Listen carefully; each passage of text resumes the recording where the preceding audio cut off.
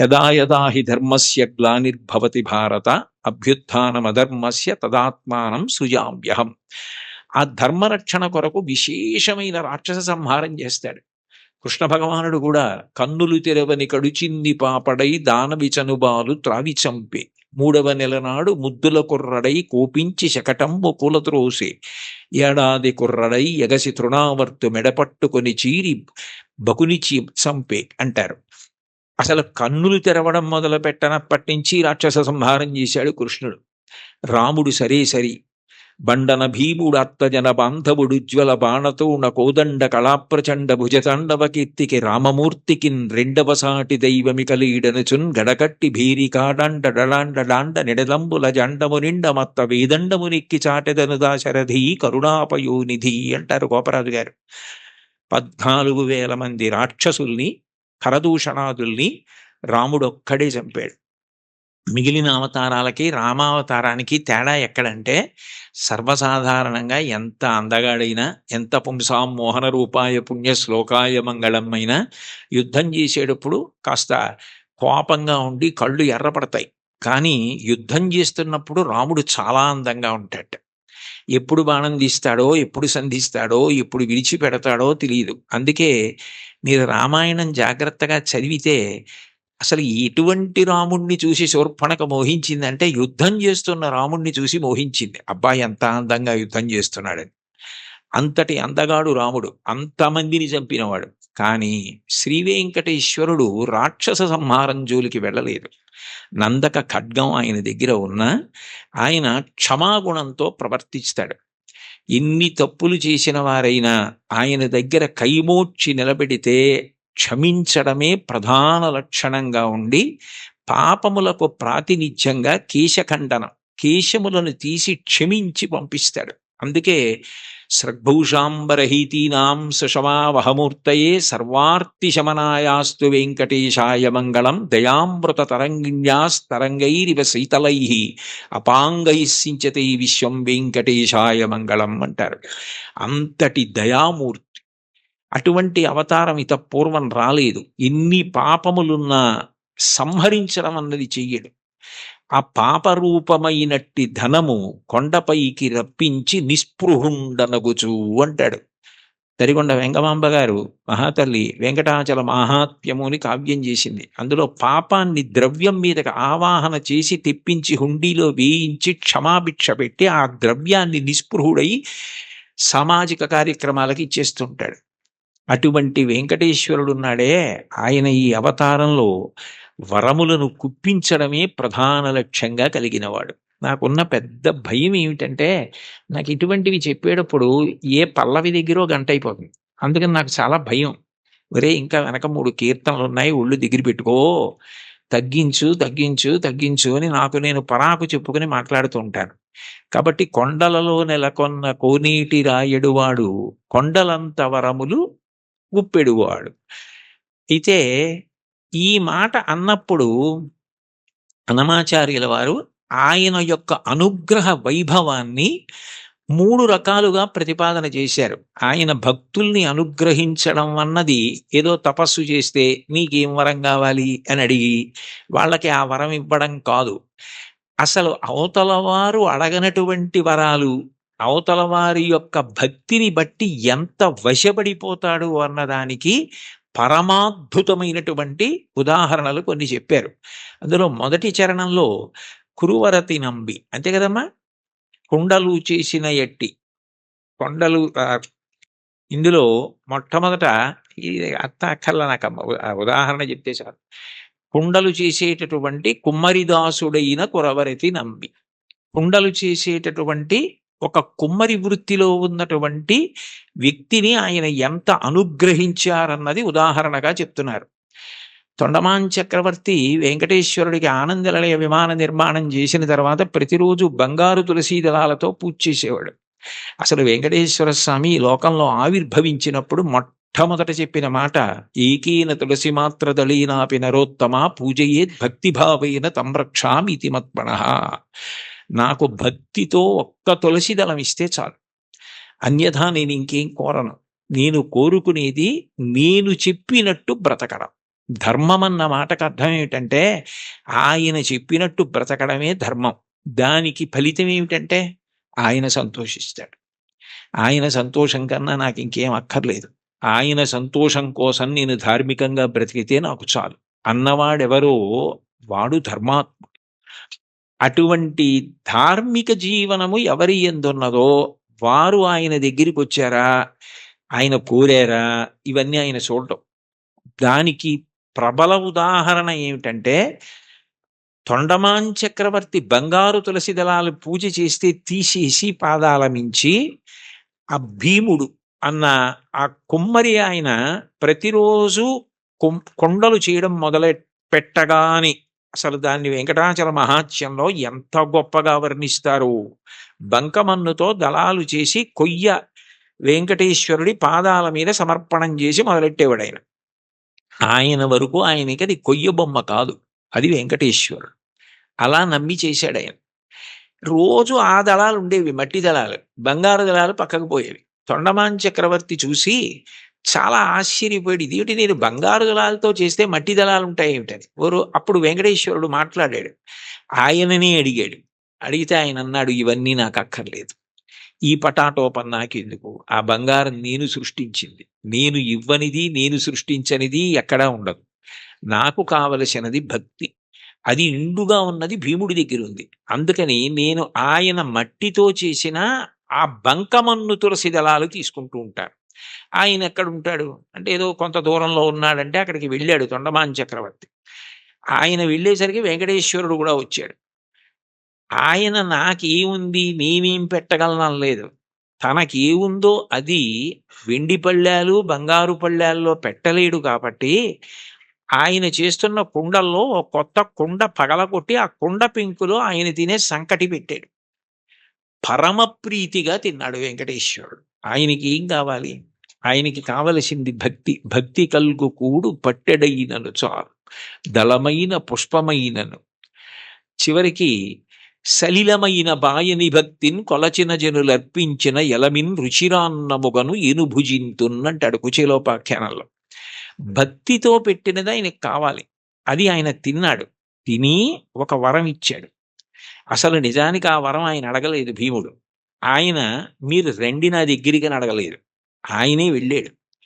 వెళ్ళి ఇక పైన నా అవతారం భూమి మీద ఉన్నంత కాలము కూడా నేను తీసుకునే మహానైవేద్యం కుండ పెంకులో ఉంటుంది. అందుకని ఓడు ప్రసాదం అని ఇప్పటికీ కూడా ఆనందనిలయ విమానం లోపల కొత్త కుండ పెంకులోనే ఆయనకి నైవేద్యం అవుతుంది అని అంటారు. అంటే అడగకుండానే అంత గొప్ప వరాన్నిచ్చి భీముణ్ణి భార్యని కూడా దివ్యమైన విమానం ఎక్కించి వైకుంఠానికి తీసుకెళ్ళాడు. బ్రహ్మాదులకు ఆయన మాట తప్ప ఆయన రూపు అసలు దర్శనం అవ్వదంటారు. అలాంటి వాళ్ళని తీసుకెళ్ళాడు. అంటే ఊహించని వరం. కొండలలో ఉన్నవాడు కొండలంత వరం ఇవ్వగలిగినవాడు, ఊహించలేని వరం ఇవ్వగలిగినవాడు. ఆయనను ఇది ఇవ్వండి అని కాకుండా భక్తితో ప్రేమతో ఆయనని పట్టుకోగలిగితే ఆయన ఏదిస్తాడన్న దాన్ని ఊహించడం కూడా నీకు సాధ్యం కాదు. రెండవ చరణంలో తిరుకచ్చి నంబి గురించి చెప్తున్నారు. కాంచీపురంలో తిరుకచ్చి నంబి అని బాగా స్వామివారికి ఆంత్యవాసిత్వం చేసేవాడైన. ఎంత భక్తుడంటే ఇంచుమించు అర్జునుడిలా సఖ్యభక్తి వెళ్ళిపోయాడు ఆయన. ఉదయం బాలభోగం అంటారు కదా, ప్రాతకాల నైవేద్యం అయిపోయిన తర్వాత అందరు వెళ్ళిపోయేవారు. వరదరాజస్వామి కాంచీపురంలోని ఉండబోయ్ అని తిరుకొచ్చి నంబిని కూర్చోబెట్టుకుని లౌకిక విషయాల దగ్గర మొదలుపెట్టేవారు. కాంచీపురంలో ఆ వీధిలో ఆ ఇంట్లో ఏం జరిగింది, ఇక్కడ ఏం జరిగింది, ఖాళీ ఉన్నప్పుడు మనం ఎలా మాట్లాడుకుంటామో అలా మాట్లాడుకోవడం మొదలుపెట్టి తర్వాత శాస్త్ర చర్చ, వేదాంత ప్రవచనం ఇవన్నీ చేస్తూ ఉండేవారు. ఇతరు మాట్లాడుకుంటూ ఉండేవారు. మహానైవేద్యం వరకు ఉండి ఆయన అలా పడుకుంటే ఈయన విసినికర్ర పెట్టి విసురుతూ ఉండేవాడు. ఎప్పుడు చూడండి కంచి గరుడ సేవ అంటారు, అలా ఆయనకి ఎప్పుడు విసినికర్ర పట్టి విసురుతూ ఆయనతో మాట్లాడుతుండేవాడు. మహానైవేద్యం తర్వాత నేను కాసేపు విశ్రాంతి తీసుకుంటానంటే ఆయన పాపం ఇంటికి వెళ్ళిపోయేవాడు. తిరిగొచ్చినప్పుడు వెళ్ళిపోయి భోజనం చేసి మళ్ళీ సాయంకాలం స్వామివారి ఆరాధన ప్రారంభానికి వచ్చి మళ్ళీ విసురుతూ ఉండేవాడు ఏకాంత సేవ వరకు. అలా చాలా కాలం గడిచిపోయింది. వీళ్ళిద్దరూ మాట్లాడుకుంటారన్న విషయం కూడా లోకంలో ప్రచారం అయిపోయింది. ఒక రోజున మధ్యాహ్న కాలం ఇంక దగ్గర పడిపోతుంది. ఇంక మహానైవేద్యానికి వచ్చేస్తారు. నేను వెళ్ళి మళ్ళీ సాయంకాలం వస్తాను స్వామి అని చెప్పి, ఈ తిరుకచ్చి నంబి గుడిలోంచి బయటికొస్తున్నాడు. బ్రహ్మాండమైన వర్షం. ఎలా వెళ్ళాలి? వెళ్ళడం ఆలస్యం అయితే రావడం ఆలస్యం అవుతుంది. రావడం ఆలస్యం అయితే స్వామివారికి విసినిగర్ర పెట్టి విసరద్దు. ఎట్లా? సేవ ఆలస్యం అయిపోతుంది. ఇంత వర్షం పడుతోంది. ఎలా వెళ్ళడం అని ఆలోచిస్తున్నాడు. ఎవరో ఒక వృద్ధ వైష్ణవుడు ఒకాయన వచ్చి, "స్వామివారు పంపించారు. మీరు గబగబా ఇంటికెళ్ళాలట కదా! నేను గొడుగు పడతాను రండని" చెప్పి గొడుగు పట్టాడు. ఆ గొడుగులో తిరుకచ్చి నంబి ఇంటికెళ్ళాడు. "మీరు భోజనం చేసి రండి. నేను ఇక్కడే ఉంటాను. సాయంకాలం వాన తగ్గకపోతే మళ్ళీ గొడుగులో తీసుకెళ్తానన్నాడు." అని సాయంకాలం మళ్ళీ గొడుగులో ఆయన్ని తీసుకొస్తున్నాడు. తిరుకచ్చి నంబిని కొంచెం ఆలస్యమైంది వర్షం వల్ల. ఈలోగా సాయంకాలం సేవ కోసం అర్చకులు వరదరాజస్వామి గుడి తీసి తలుపులు తీశారు. తలుపులు తీస్తే లోపల స్వామివారు లేరు. వాళ్ళు కంగారు పడిపోయి తిరుకచ్చి నంబితో మాట్లాడుతూ ఉంటాడు కదా! ఏం దోషం జరిగిందో చూద్దాం ఆయనకి తెలుస్తుందని ఆయన కోసం వెతికారు. ఆయన లేరు. ఆయన కొంచెం ఆలస్యంగా వచ్చారు. "నీకేమైనా తెలుసా నంబి? స్వామివారు ఏమైపోయారు? కనపట్టలేదు. ఏమైనా అపరాధం జరిగిందా? ఎవరినన్నా భక్తులను అనుగ్రహిస్తున్నారా?" అని కంగారు పడిపోతున్నారు. "అదేమిటి నాకు తెలీదు. ఎక్కడికెళ్ళిపోయారని" చెప్పి ఆయన స్వతంత్రంగా ఇంట్లోకి వెళ్లి వస్తువుల్ని వెతికే యజమాని ఎలా ఉంటాడో అలా వెళ్ళి, అదేమిటి స్వామివారు లేకపోవడం ఏమిటని చూస్తే ఆయన అలాగే పడుకుని ఉన్నారు. "అయ్యో! ఇక్కడే ఉన్నారు వరదరాజ స్వామివారు, మీరు వెతుకుతున్నారు ఏమిటన్నారు."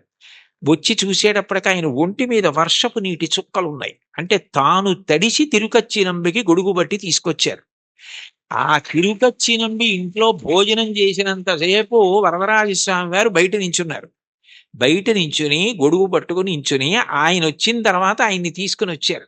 అంటే ఒక భక్తుడి కోసం భగవంతుడు ఎంత కిందకొస్తాడు అవన్నీ అడిగారా? తిరుకచ్చినంబి అడగలేదు. అడగకపోయినా అంత కిందకొచ్చి తర్వాత భాగవతులతో కలిసి ఎలా ఉండాలో చెప్పి చిట్ట చివరికి మోక్షం ఇచ్చారు. ఆ తిరుకచ్చి నంబిని అనుగ్రహించినటువంటి వరదరాజు వెంకటేశ్వరుడి కన్నా భిన్నుడు కాడు. ఒకటే. అదే అనేక కీర్తనల్లో ప్రతిపాదిస్తారు ఆ రాముడే వెంకటేశ్వరుడు అని. అటువంటి తిరుకచ్చి నంబిని ఊహకందని రీతిలో అనుగ్రహించవే. ఎవరైనా వరం అడిగితే ఏం అడుగుతాడు? ఏదో జ్ఞానం ఇమ్మంటాడు, లేకపోతే భక్తి ఇమ్మంటాడు, డబ్బు ఇమ్మంటాడు, ఏదో వృద్ధిని అడుగుతాడు. వాళ్ళు అసలు ఏమీ అడగలేదు. వాళ్ళ ఊహకి కూడా అందనివి నువ్వు చేసి పెట్టావు. వాళ్ళకి చరిత్రలో వాళ్ళు నిలబడిపోవడానికి కారణం నీ అనుగ్రహమా? వాళ్ళు అడగడమా? అంటే నీ అనుగ్రహం. అంత అనుగ్రహం దేనికి చేశావు? విసిరికర్ర పెట్టి విసిరితే చేశాడు అనగలరా మీరు? కాదు. ఆ ప్రేమ. అంత ప్రేమ. ఆ ప్రేమ చివరికి ఏమైపోయిందంటే లౌకిక సంభాషణ నుంచి శాస్త్ర చర్చ వరకు వెళ్ళి తిరుకచ్చినంబి ఇంటికి గొడుగులో తీసుకెళ్లి గొడుగట్టు వీధిలో నించుని మళ్ళీ తీసుకొచ్చి వర్షం తాను మీద పడేటట్టు చేసుకున్న ఇంతగా లొంగిపోయి దిగొచ్చి అనుగ్రహించినటువంటి ఓ స్వామి, నీ దయకి హద్దెక్కడుంది? అంటే మనని ఉద్దేశించి తనని తాను ఉద్దేశించుకుని అంటున్నట్టుగా ఇంకింతకన్నా ఏం కావాలి? హరినామ సౌఖ్యామృతము. అన్నిటికన్నా తేలిక మార్గం ఏమిటంటే భగవంతుని యొక్క నామాన్ని పలకడం. నామము ఏం చేస్తుంది అంటే నామిని తీసుకొస్తుంది. ఇప్పుడు నేను ఇక్కడ కూర్చుని అకస్మాత్తుగా మాట్లాడుతూ శోభారాజు గారు అన్నాను అనుకోండి, ఆవిడ నా వంక తిరుగుతారు. ఎందుకని? నామము నామిని ప్రతిస్పందించేటట్టు చేస్తుంది. భగవంతుని నామము ఒకటే ఉండాలి కదా! ఇప్పుడు నాకు కోటేశ్వరరావు అని ఓ పేరు. అంతేకాని నాకు సహస్రనామాలు ఉండవు కదా! మరి ఈశ్వరుడికి ఎందుకు అన్ని నామాలు? అంటే నామములు బాలసారి చేసి పెట్టిన పేర్లు కావు. నామములు గౌణములు. నిర్గుణుడైన భగవంతుడు ఒక్కొక్క గుణాన్ని ఆవిష్కరించినప్పుడు ఒక్కొక్క నామము కింద మారుతుంది. ఉదాహరణకి స్థాణుహు అన్నాననుకోండి. స్థాణుహు అంటే సాధారణంగా మనం ఏమంటాం? కదలకుండా ఎవరైనా నించున్నారనుకోండి. "నువ్వేమైనా స్థాణువా? కదలవి" అంటాం. భగవంతుడికి స్థాణువు అని పేరెందుకు వచ్చిందంటే ఇంకా ఆయన అంతటా వ్యాప్తి చెంది ఉన్నాడు. ఇక ఆయన కదలడానికి చోటేది? అందుకని స్థాణుహు. ఒక్కొక్క గుణము వలన ఒక్కొక్క నామం వస్తుంది. మీరు ఏదో ఒక్క నామాన్ని ప్రీతితో పట్టుకున్నారనుకోండి, ఆ నామం పలకడం అలవాటైపోయిందనుకోండి, కష్టం రానివ్వండి, సుఖం రానివ్వండి, ఏమవనివ్వండి, ఆ నామం పలకడం అలవాటైతే కలియుగంలో దానికి ఒక సౌలభ్యం ఉంది. కలియుగంలో అన్నిటికన్నా తేలిక ఏమిటంటే భగవన్నామం పలకడం. భగవన్నామం పలకడానికి ఎవరు బాగా అలవాటు పడిపోతారో వాళ్ళు ఆ నామిని దగ్గరికి తెచ్చుకోగలుగుతారు. ఆయనే వాళ్ళకి సమీపానికి వస్తాడు. వచ్చి వాళ్ళు తరించడానికి కారణం ఆయనే చూపిస్తాడు. అందుకే కలవు నామ సంకీర్తన. కలియుగంలో భగవంతుని నామం పట్టుకోవడం కన్నా తేలిక మార్గము వేరొకటి లేదు. నాకు మంత్రం రాదు, తంత్రం రాదు, యజ్ఞం రాదు, యాగం రాదు, రాని వాటి గురించి విచారించకు. ఏదో ఒక నామం పలకగలవు కదా, శివ అనగలవు, రామ అనగలవు, ఆ నామం పట్టుకో చాలు. అది ఒక్కటి పట్టుకుంటే అది రెండు ప్రయోజనములు చేస్తుంది. ఒకటి, నువ్వు చేసిన పాపములు ఏవి నిన్ను ఈశ్వరుణ్ణి చేరకుండా ప్రతిబంధకంగా నిలబడతాయనుకుంటున్నావో వాటిని తీసేస్తుంది. రెండు, ఎవరిని నువ్వు చేరాలనుకుంటున్నావో వాణ్ణి నువ్వు ప్రయత్నపూర్వకంగా చేరడం కాదు, వాడొచ్చి నీ దగ్గర నిలబడి వాడు నిన్ను పొందేటట్టు చేస్తుంది. ఎంత తేలికైంది. అందుకే నామస్మరణ ధన్యోపాయం నహి పశ్యామో భవతరణే.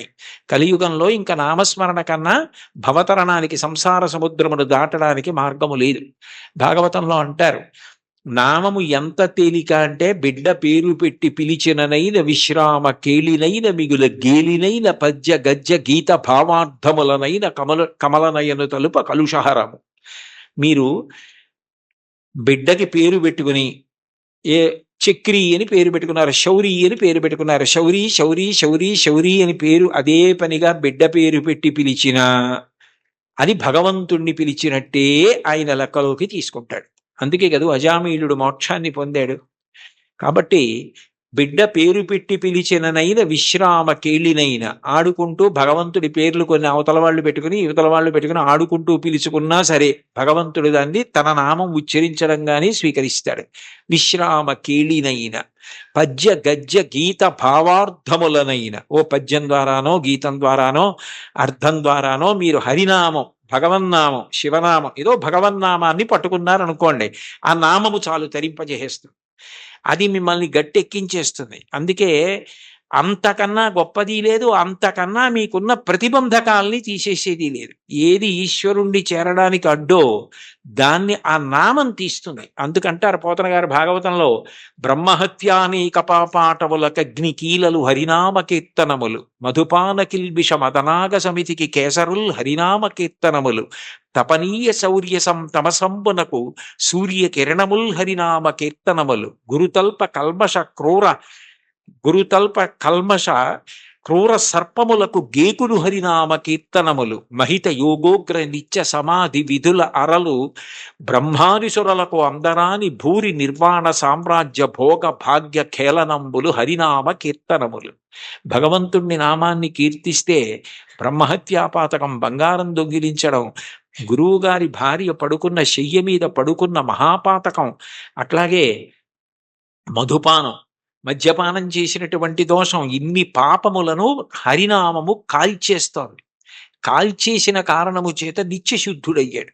యజ్ఞం చెయ్యాలి, యాగం చెయ్యాలి, పూజ చెయ్యాలి, మంత్రం చెయ్యాలి, జపం చేయాలి, ధ్యానం చేయాలంటే దానికి ఒక ప్రత్యేకమైనటువంటి స్థితి అవసరం.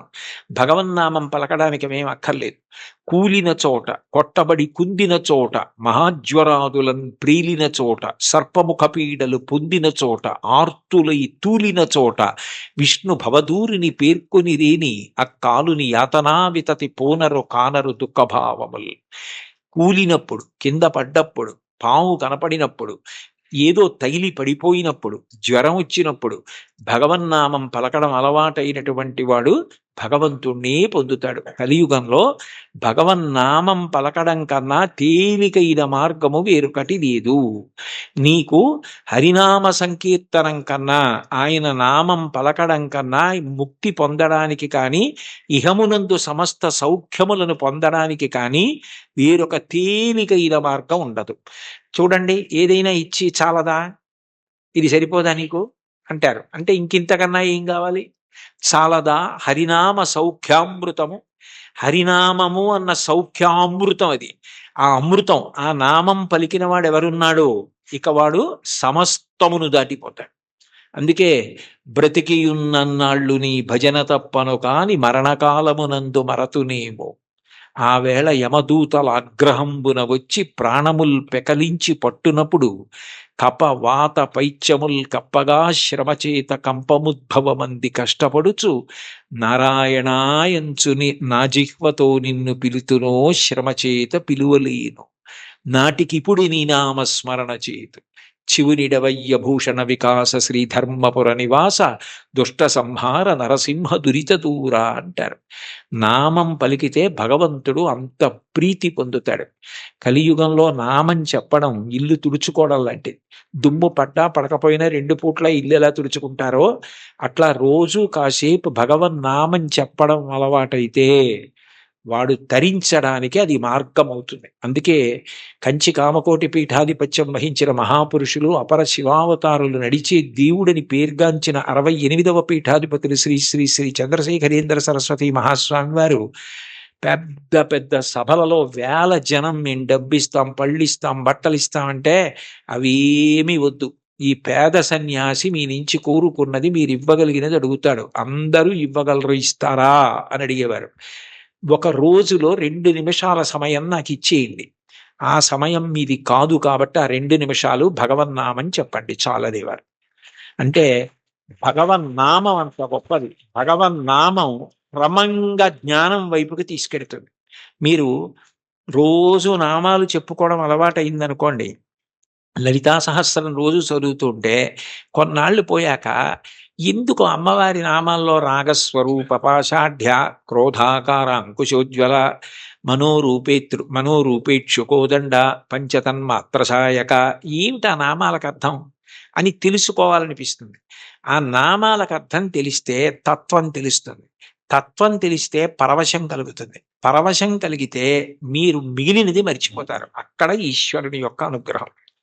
దానికి నేను ఒక ఉదాహరణ చెప్పాలి అంటే, మీకు లలితా సహస్రం అర్థం బాగా తెలిసిందనుకోండి, మీరు చదువుతున్నారు లలితా సహస్రం, నవచంపక పుష్పాభనాసాదండ విరాజిత అనో, లేకపోతే ఏదో అమ్మవారి యొక్క కబరీ బంధంలో తిరుగుకునేటటువంటి పువ్వులు ఉంటాయి కదా, ఆ పూల దండ గురించో ఏదో మీకు ఆ నామం వచ్చింది. వచ్చేటప్పటికి చంపకాశోక పున్నాక సౌగంధికల సత్కచ అని నామం వచ్చింది. మీకు అమ్మవారి నల్లటి కబరీ బంధం, దాని మధ్యలో ఉన్న చూడామణి, తలకి అటు ఇటు పెట్టుకున్న సూర్యచంద్రులు, పాపటలో పెట్టుకున్న కుంకం, ఆవిడ ఇలా పెట్టుకున్నటువంటి ఆ చూడామణితో కూరుకున్నటువంటి ఆ ఆభరణ విశేషం, అమ్మవారి కబరీ బంధంలో పెట్టబడినటువంటి సింహాచల సంపంగి పూల దండ, అశోక పుష్పాల దండ, ఇవన్నీ కనపడి ఆ కబరీ బంధం వంక మనసు నిలబడిందనుకోండి, మీకు తెలియకుండా మీరు ఏం చేస్తారంటే తర్వాత నామం చెప్పలేరు. చంపకాశోక పున్నాక సౌగంధిక లసత్కచ, చంపకాశోక పున్నాక సౌగంధిక లసత్కచ, చంపకాశోక పున్నాక సౌగంధిక లసత్కచ అంటుంటారంటే మీ మనసంతా కూడా అమ్మవారి కబరీ బంధమునందు లయమైపోయింది. ఆ కొప్పు ముడిని చూస్తారు. అప్పుడు భార్య ఎవరో అటువైపు వచ్చి, ఏమిటి ఈయన ఇవ్వాలి లలితా సహస్రం ఇదే నామని చెప్తున్నారు, మరిచిపోయారా ఏమిటా అని, కురివిందమణి శ్రేణి కనత్కోటి రమండిత అందనుకోండి, పాడు చేసేసావేనా ధ్యానం అంటే. అంటే అక్కడ మనసు లయమైంది, ఇంకా మిగిలినవి ఏవి గుర్తు రావట్లేదు. అమ్మవారి కబరీబంధ దర్శనం చేస్తున్నాడు. నామాల యొక్క అర్థం తెలిసిందనుకోండి, అదే భగవతత్వం. ఆ భగవతత్వం తెలిసిందనుకోండి పరవశం. పరవశమే మీ యొక్క ధ్యాన స్థితికి కారణం. అప్పుడు ఏమవుతుందంటే మీకు ఏది చూస్తున్నా నామవైభవం, ఆ ఈశ్వర తత్వం మీ యందు ప్రకాశిస్తూ మీకు గొప్ప ఆనందాన్ని ఇస్తాయి. చాలదా హరినామ సౌఖ్యామృతము. అది మీకు ఏమి ఇవ్వలేదు కనుక మీకు ఏదైనా ఇస్తుంది. ఇది ఒకటి హరినామమింతైన చాలదా చెదరకి జన్మముల చెరలు విడిపింప. ఇన్ని జన్మాలు ఒకట రెండా, నానానేక పయూధముల్ వనములోనన్ పెద్ద కాలంబు సన్మానింపం దశలక్ష కోటి కరణీనాథుండనయ్యుండి మద్దానంభ పరిపుష్ట చందన లతాంత ఛాయలందుండలేక నీరాశ ఇతేల వచ్చిది భయం బిట్లో కది ఈశ్వర అంటాడు గజేంద్రుడు. 10 లక్షల కోట్ల భార్యలు నాకన్నాడు. అంటే నిజంగా అప్పుడే ఎన్ని జన్మలిత్తానో, ఎంతమంది భార్యలో, ఎంతమంది పిల్లలో, పునరపి జననం పునరపి మరణం పునరపి జననీ జఠరీ చైనం ఇహ సంసారే బహుదుస్తారే కృపయాపారే పాహిమురారే. ఆ జన్మ పరంపర నుంచి విడిపించడానికి ఒక్క నామం చాలదా? చాలదా హరినామ సంకీర్తనము మదినొకటి హరినామమింతైన చాలదా 10,000 నరక కోపముల వెడలింప. 10,000 నరక కోపముల యందు పడవలసిన పాపాలు తీసేయడానికి ఒక్క నామ సంకీర్తనం చాలు. ఎంత పెద్ద దూది పర్వతమైనా కాలిపోవడానికి ఒక్క నిప్పు రవ్వ చాలు. ఒక్క నామం చాలు, ఎంత సంచితమైన దగ్ధమైపోతోంది. కలదొకటి హరినామ కనకాద్రి చాలదారి బంగారు కొండ. తొలగుమని దారిద్ర్య దోషంబు చెరచ. లేదన్న బాధ పాపము వలన వస్తే పాపమును తొలగించడానికి ఆ నామం చాలు. తెలివొకటి హరినామ దీపమది చాలదా కలుషంపు కఠిన చీకటి పారద్రోల. కఠినమైన అజ్ఞానమనే చీకటిని పారద్రోలడానికి భగవన్నామం అన్న దీపం చాలు. అయితే చివర పెద్ద ముడేశారు. భగవన్నామమునందు అనురక్తి దేనికి కలుగుతుంది అంటే భాగవతులతో కలిసి తిరిగితే వస్తుంది. వాళ్ళు ఎప్పుడూ భగవన్నామం చెప్పుకున్నంత పరవశించిపోతాడే, ఆయనతో ఉంటే ఎప్పుడు ఆ భగవత్ కథలు భగవద్వైభవం అలా తలుచుకు తలుచుకు తలుచుకు తలుచుకు మురిసిపోతూ ఉంటాడని మనకి కూడా అబ్బుతుంది. అందుకని కావలసింది ఏమిటంటే సత్సంగం, సత్పురుషుల సహవాసం. వాళ్ళని మనం గుర్తుపడతాం, కానీ వాళ్ళు మనని గుర్తుపెట్టి పేరు పెట్టి పిలిస్తే అంతకన్నా గొప్పతనం లేదు. అంటే సత్పురుష సహవాసం అంత గొప్ప సుమా. కాబట్టి సొగసి విభుని దాసుల కరుణ చాలదా. సత్పురుష సహవాసము చేత నామమునందు తాదాత్మ్యత కలుగుతుంది. ఇది నాకు కావాలి. ఆ నామమును పట్టుకోండి చాలు. అంటే చాలా తేలిక మార్గాన్ని ఇందులో ఉపదేశం చేసి, అబ్బాయి చాలా చిన్నది ఇచ్చాను అనుకుంటున్నావా, ఇది చాలదా, ఇంకింతకన్నా ఏమిటో, ఇంకింతకన్నా ఏం లేదు. ఎంత బాగా మాట్లాడారో, ఎంత అనునయంగా మాట్లాడారో, చాలదా. ఎదురుగుండా గర్భాలయంలో వెంకటేశ్వరుడి యొక్క తల కనపడి, కిరీటం కనపడి, దాని మించి వేసిన వనమాల కనపడి, ఆ తోమాల కనపడేటప్పటికీ ఆ ఊర్ధ్వపుండ్రాలు, స్వామి ముఖం నల్లగా గడ్డం కింద తెల్లటి చుక్కా కనపడేటప్పటికే ఆనందంతో 2 చేతులెత్తి గోవిందా గోవిందా అని అక్కడి నుంచి కొంచెం మెల్లిగా ఏటమాలుగా ఉన్న చోట దిగి ఏదో నడకరాని వాళ్ళే మెల్లిగా నక్కుతూ నక్కుతూ నడుస్తూ ముందుకెడుతుంటే, ముందు వెడుతున్న ఆయన భుజాల మీద పిల్లాన్ని ఎత్తుకుంటే, అయ్యా పిల్లాన్ని దింపండి కనపట్టలేదని పిల్లాన్ని దింపిన తర్వాత కుడి చేతి పక్కన ఉన్న చిన్న గదిలో స్వామి రాత్రివేళ ఏకాంత శయనంలో పడుకునేటటువంటి మంచం కనపడితే దానికో నమస్కారం పెట్టి కొంచెం ముందుకెళ్ళి ఆనందనడే విమానంలో ఆ కులశేఖరాల వారు పడి దాకా వెళ్ళి దగ్గరగా వెళ్ళి, రండి గడప దగ్గర నిల్చోండి అని డాల శేషాద్రి గారు పిలిస్తే ఆ దగ్గరకు వెళ్ళి నిలబడి లోపలికి చూసేటప్పటికీ మహానుభావుడు పెద్ద పెద్ద పాదాల మీద పెట్టినటువంటి ఆ రేకుల వంటి పరికరాలు, ఆ మోకాళ్ళ మధ్యలో ఉన్నటువంటి అందెలు, బలిష్టమైనటువంటి ఏనుగు తొండాల వంటి తొడలు, దాని మీద కట్టుకున్నటువంటి పచ్చటి పట్టుపుట్టం, ఎర్రటి అంచు, ఆ పైన ఇలా నిలువుగా దోపుకున్నటువంటి నందక ఖడ్గం, ఇలా ఉన్నటువంటి ఆ లోకానికంతటికి కూడా పాదములను చూపుతున్నటువంటి ఆ వరదహస్తం, దానికి పెట్టినటువంటి అనేకమైన వజ్రవైఢూర్యములు, బలిష్టమైనటువంటి చెయ్యి, దానికి కట్టిన నాగాభరణాలు, వేసుకున్న కంకణాలు, ఇక్కడికి వచ్చేటప్పటికీ ఆ చెవుల దగ్గర పెట్టుకున్నటువంటి మకర కుండలాలు, ఇక్కడ పట్టుకున్నటువంటి సుదర్శన చక్రం, ఇలా వచ్చేటప్పటికి పెద్ద కిరీటం, స్వామివారి యొక్క నుదురు, ముక్కు కింద నుంచి పైకి పెట్టినటువంటి ఊర్ధ్వపుండ్రాలు, సున్నా చుట్టినట్టు చిన్న చిరునవ్వు, సంపంగి మొగ్గ లాంటి ఆ ముక్కు, ఆ గడ్డం, ఆ గడ్డానికి పెట్టుకున్న పచ్చకర్పూరపు ముద్ద, ఆ పక్కన వెలిగిపోతున్నటువంటి బుగ్గలు, యువతల పక్కకు వచ్చేటప్పటికి మళ్ళీ చెవికి పెట్టుకున్న మకర కుండలం,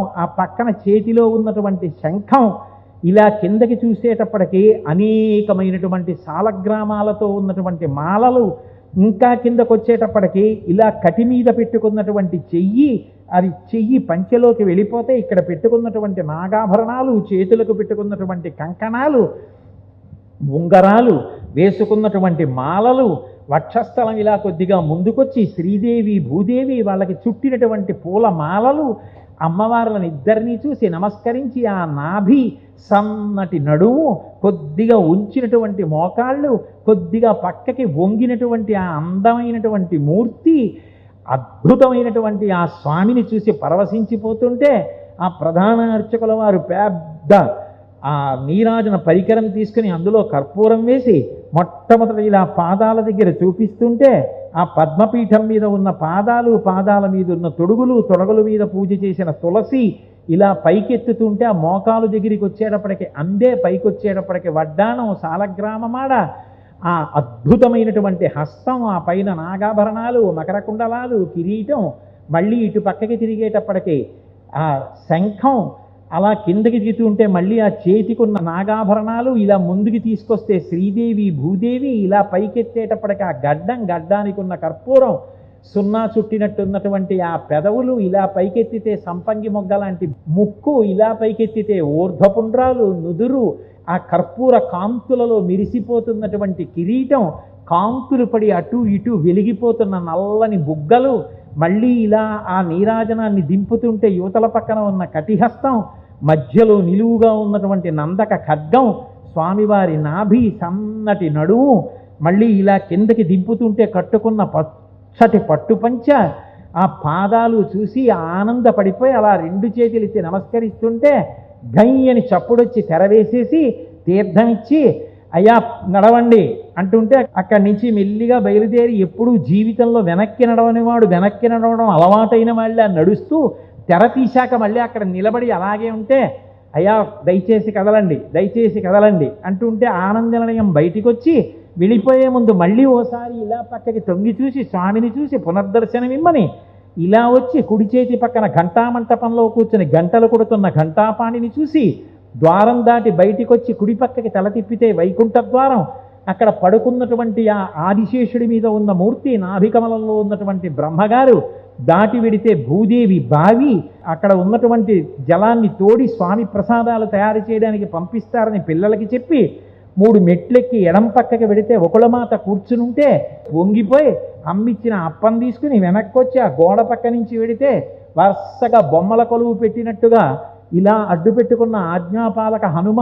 సుగ్రీవుడు వాళ్ళందరూ అక్కడ ఉంటే పెద్ద గరిటెతో అర్చక స్వామి చేతిలో తీర్థం పోస్తే దోషుడి కూడా సరిపోక 3 మాటలు పుచ్చుకొని వెనక్కొచ్చి బావి దగ్గర నిలబడి ఆనందనిలయ విమానంలోకి చూస్తే దక్షిణామూర్తిలా కాలు మీద కాలేసుకొని సింహవాహనం మీద కూర్చున్న వెంకటేశ్వరుణ్ణి చూసి గుండ్రంగా ఉన్నటువంటి ఆ విమానాన్ని తెల్లవారుజాము కాంతులలో దర్శనం చేసి ముందుకి నడిచి వెడుతుంటే ఎడం పక్క అరుగు కనబడితే భార్యని పిలిచి ఏమాయి గుర్తుందా, వస్త్రాలంకార సేవకు వచ్చినప్పుడు మనం ఇక్కడే కూర్చుని వస్త్రం పట్టుకుని వెళ్ళామని భార్యకి చెప్పి ముందుకెళ్ళి కుడి పక్కకి తిరిగి మళ్ళీ ఒకసారి విమానాన్ని చూసి వెనక గోడ మీద ఇచ్చిన కొబ్బరికాయలు కొట్టరాదు, కర్పూరం వెలిగించరాదు అని హెచ్చరిక ఉంటే తెలియక ఇక్కడ కొబ్బరికాయలు కొడతారు, కర్పూరం వెలిగిస్తారులా ఉందని మనసులో అనుకుని అక్కడి నుంచి బయలుదేరి మళ్ళీ చక్కగా కిందకి దిగి వచ్చి కొద్దిగా ముందుకు వెడితే ఆ ఎడం పక్కన చందనం తీసేటటువంటి పెద్ద దుంగ ఉండి దాని మీద గంధం తీస్తున్నటువంటి సేవకులు కనపడితే ఓహో ఈ చందనాన్ని స్వామివారికి సమర్పిస్తారనుకుని కుడి పక్కకి తిరిగి కొయ్యతో చేసిన విశాలమైన మెట్లు కనపడితే ఆ మెట్లెక్కి అక్కడి నుంచి విమాన వెంకటేశ్వరుణ్ణి చూస్తే లోపల ఉన్న వెంకటేశ్వరుడిలాగే విమాన వెంకటేశ్వరుడు ఉండి కింద నుంచి వెండితో బాణపు గుర్తు ఉండి ఆ వెంకటేశ్వర స్వామి వారికి ఎడం చేతి పక్కన తోక ఇలా పైకెత్తి తగులుతున్నటువంటి హనుమ, పక్కన 2 చేతులెత్తి ఆడుకుంటున్న బాలకృష్ణుడు, ఆ పక్కనే రెక్కలు విప్పినటువంటి గరుత్మంతుణ్ణి చూసి విమాన వెంకటేశ్వరుడికి నమస్కరించి ముందుకొచ్చి ఆ పక్కన ఉన్నటువంటి గదిలోకి వెడితే స్వామివారు కట్టి విప్పిన పట్టుబట్ట నెత్తి మీద పడితే అమ్మ కట్టి విప్పిన బట్టలతో బొంత కుట్టించుకున్నంత ఆనందం కలిగి ఆ బట్ట పట్టుకుని అలాగే నిలబడితే అది తీసేసి స్వామివారికి అభిషేకం చేసినప్పుడు ఒళ్ళు తుడిచినటువంటి పచ్చకర్పూరంతో కూడుకున్న బట్ట కళ్ళ మీద పెట్టడానికి కళ్ళజోడు తీయండి అంటే కళ్ళజోడు తీసేస్తే కళ్ళ మీద బట్ట పెడితే చురుకు చురుకుమంటూ ఆ కర్పూరం అంటుకుంటే మళ్ళీ కళ్ళజోడు పెట్టుకుని తీర్థం తీసుకుని అక్షతలు వేసి ఏకాంత సేవ జీడిపప్పు ప్రసాదం తీసుకుని ఆ మెట్లు దిగి ముందుకొచ్చి మళ్ళీ ఎక్కి ఎడం పక్క భగవద్రామానుజుల్ని చూసి కొంచెం ముందుకెళ్ళి ఇలా యోగాసనంలో కూర్చుని ఇలా చేతులు 2 పెట్టి చక్కగా ఇలా చేతులు ఆ మణికట్లు గోళ్ళు వేళ్ళు కనపడుతున్నటువంటి నరసింహస్వామిని చూసి ఆరగించి కూర్చున్నాడు అల్లవాడే అని ఈ నరసింహస్వామినే కదా అన్నమాచార్యుల వారు కీర్తన చేశారని ముందుకెళ్ళి శంకుస్థాపన చేసిన స్తంభమని అందరూ ప్రదక్షిణం చేస్తుంటే ప్రదక్షిణం చేసి ముందుకొచ్చి ఇలా దిగుతుంటే ఎడం పక్కన గరుకుగా ఉన్నటువంటి పళ్ళెం ఉంటే అందరూ దాంట్లో శ్రీకారం రాసి ఓంకారం రాసి చెయ్యి పెట్టి కళ్ళకద్దుకుంటుంటే ఇచ్చట కూర్చుండరాదు, ఇది స్వామివారికి కర్పూరం తీసే స్థలము అని ఉంటే చూసేవారి కర్పూరం తీసే స్థలం అక్కడ కూర్చోకూడదని చెప్పి కొంచెం మెట్లు దిగి ఇలా చూస్తే లోపల చల్లగా ఉన్నటువంటి శీతల అర, అందులో స్వామివారికి సమర్పించేటటువంటి పెద్ద పెద్ద ఆ పుష్పమాలలన్నీ కూడా కొలతల ప్రకారం కట్టి